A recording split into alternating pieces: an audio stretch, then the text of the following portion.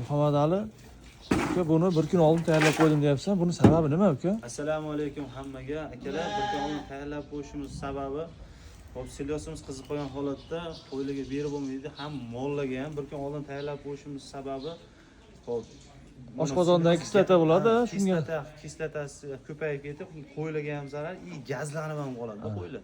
Mana shu holatdan o'lish ko'p bo'lib qolish ehtimoli bo'lib qoladi. Mana shu sababli bir kun oldin tayyorlab qo'yamiz. Ham silyos soviydi, ham mana somonlar uvib, cho'tki bo'lib qoladi.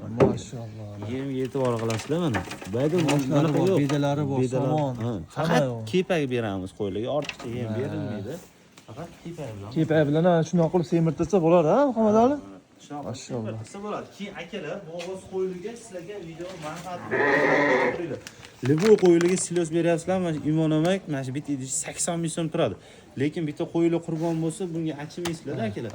Bir haftada 2 marta har bitta qo'yga bir qoshiqdan berib chiqsanglar, video hali nima desa bo'ladi, sizlar uchun manfaatli bo'ladi. Qo'ylarni oshqozoni buzmaydi. Keyin bo'g'oz qo'ylarga ko'proq bersanglar, bolasi o'lik tug'ilishi kamayadi. Silyos orqali qo'ylarni ko'p o'lik tug'iladi. Qaranglar, harorati yaxshi bo'lgani uchun buni tashlanib yeyapti mana. Mashalloh.